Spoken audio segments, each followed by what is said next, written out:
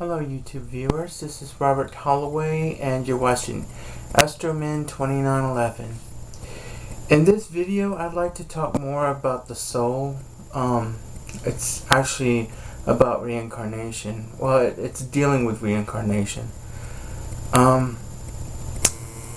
some of you might get upset over this video, so as a disclaimer I would want to say that this is just my beliefs and I could be wrong. We don't know everything about the universe as we'd like to know. There's so much more to search into, and that also includes myself. I don't know all the answers. This is just a belief.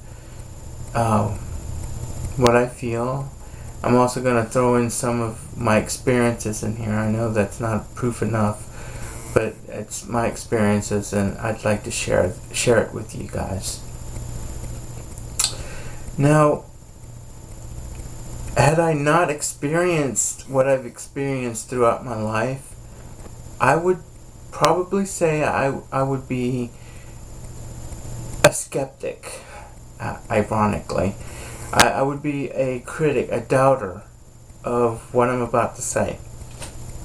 But because I had these experiences, I learned to keep notes on it and listen to other people's stories and try to basically make sense of it all. So, I'm just gonna say it. I'm just gonna say it. One thing I noticed is that when a soul inhabits a physical matter, it tends to stretch it. It tends to push the limits, the physical body of what it's inhabitant of, unless it's a prisoner of an inanimate object, like a genie or something like that. That being said, anything that grows has a soul. This includes animals, humans included, plants, crystals, cells, bacteria, planets, suns, stars, etc. And basically anything that expands has a soul. And I believe that we as souls came from a star that's probably as big as Betelgeuse. Now I'm not talking about the movie Beetlejuice, I'm talking about the star Betelgeuse. Or probably something bigger that exploded and threw us thousands of light years all across the universe that we know so far. I do believe that planets are alive. I do believe that they are living entities, as you've seen in some of my videos, and I also call them gods and goddesses because they're far more powerful than we are, than as an individual human is. They're more powerful and massive. But what I'm trying to say is that when the soul leaves the body, then the body or the physical object that it was inhabiting it stop growing. It rots. It falls apart, and other living things take over, consumes it, so that it would become a part of that structure. For example, if I ate rice, now the rice itself, when it's on the ground, it's still alive. Now the essence of that plant isn't the rice itself, but the roots. The roots is where the essence is. So if I pluck, like say, if I pluck a leaf from a tree, I haven't killed it or hurt it. If I take a twig off a tree, I haven't killed it or hurt it. It's like cutting your fingernails or cutting your hair. You know, it does die. Once I cut my hair, it stops growing, you know, and it stays dead until another living force consumes it, and that's also including our bodies. So I strongly believe that we are not of the flesh. We are not of the bodies. One of my experience was, I think I've mentioned this in some of my videos, that there was this one time that my family and I were clamming, and basically you feel clams on your feet and then you dive and grab the clam. Now I don't eat seafood, I only do it for my family. But anyways, it was a long time ago when I was a young boy. I've cut the back of my left leg on a blue mussel shell that basically attach itself to the rock, and well, it's very sharp. Well, I didn't know I had cut my leg until my mom pointed it out, and when I looked at it, that's when I noticed, you know, it was starting to hurt really, really bad. I mean, it hurt so bad I was crying, and I was a little boy. So anyways, that convinced me that I am not of the flesh, and that's my experience of the body. Ever since then, I've always considered the body as secondary. Now, the soul I would say would be the observer, the part of us that's watching this video, that's looking me in the eye, and there's like a sense of communication, because I believe there's a communication through the eyes. I mean, you could look at another animal and just communicate to that animal eye to eye. I've done it. A lot of people have done it. It's something that is an ancient language in which we've forgotten how to speak it, but we still know how to speak it. You know, like for example, I could go up to the camera, and I could direct a thought.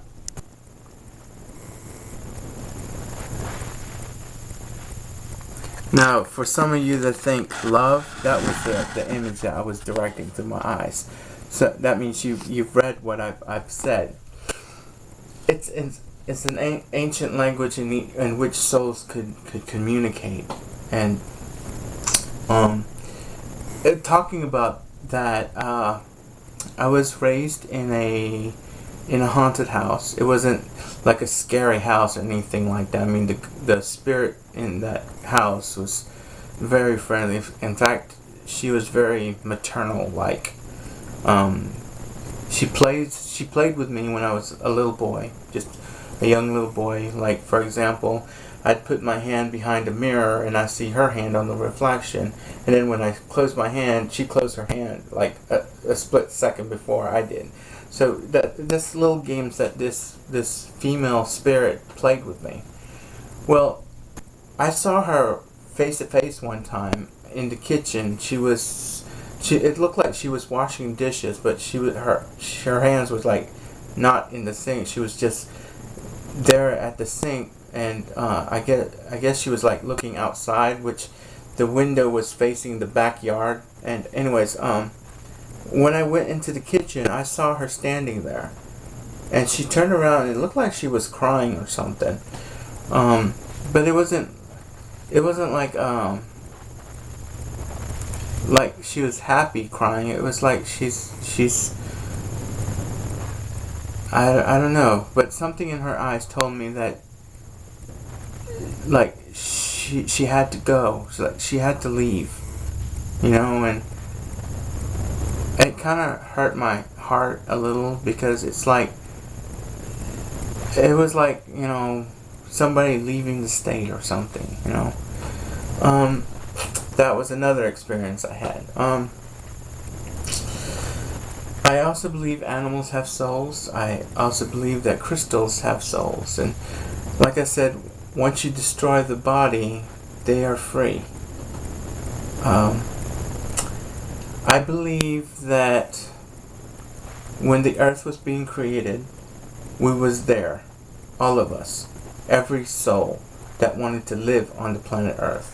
We were there. We were the ones who were rotating around the planet when the planet was being formed. it was like we all participated in the creation of the earth. Like, but then we weren't like involved in actually making the planet. We were just there, I guess, witnessing it. It's kind of like I don't know. It's like when you're a baby and you were watching your mom and dad make your cradle. You know, kind of like. I mean, you were there when the cradle was made, but you didn't make it. You know. I guess that's not a really good example because cradle is an inanimate object, but it was kind of like watching your mother being born and then going into her stomach, you know. It was that kind of feeling. I think the soul is like light, you know, like the energy of light. It's energy. It's pure energy, and it shines like a light that is so bright. I mean, brighter than this light. But it's kind of a little dim somehow, even though it was so bright. I'm sure no light bulb could compare that.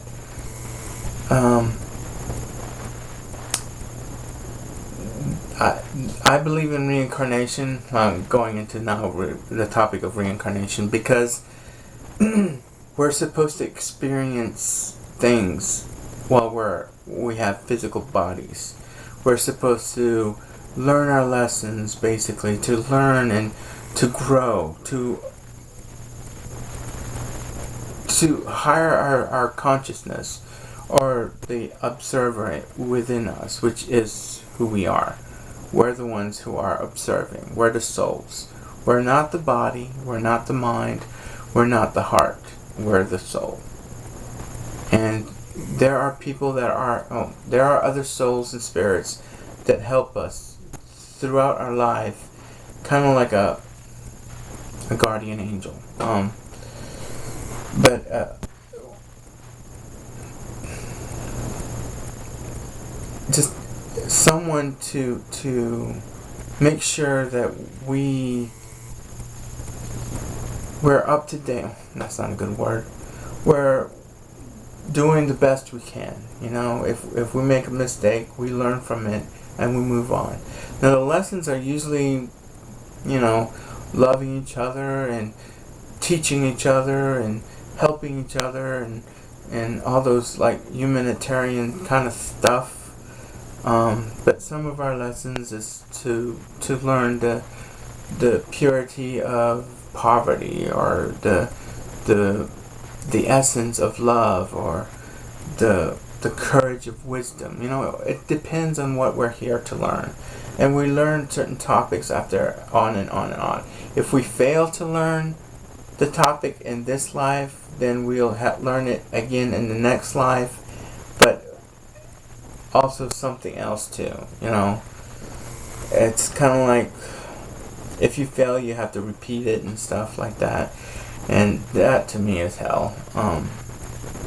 Because a soul can take so much. But there is no place that a soul would be tortured or suffering, because first off, you wouldn't have a body to experience pain or pleasure for that matter. So you wouldn't know what pain or pleasure is. There wouldn't be, the essence of hell wouldn't possibly exist. Now, a soul can actually go through a planet, see hell, and then come right back out. And yeah, they would see souls in there, but they wouldn't be really tortured. They would be from the crystals. You know, like I said, crystals have souls. They would see souls in the middle of the earth. Just like, you know, you would see cells in my body that still be alive. You know, there are trillions of cells in my bodies that have souls of their own. So I'm like a planet. We're like a planet. You know, we go through time and space and matter and energy that we don't acknowledge these souls that are attached to us, like a I forgot what the word is, when one animal attach itself to another animal to survive, or stuff like that, but doesn't really hurt that animal. Well, that's how we are. We're ourselves to the earth, to the planet, just like crystals are ourselves to in Mars and Jupiter and whatnot. Now, like I said, this is just my beliefs, this is just my opinions, my observations, my experiences. So don't put me on a cross or a crucifix on it, because that's the way I truly feel about reincarnation and how the soul is about. This wasn't motivated by religion.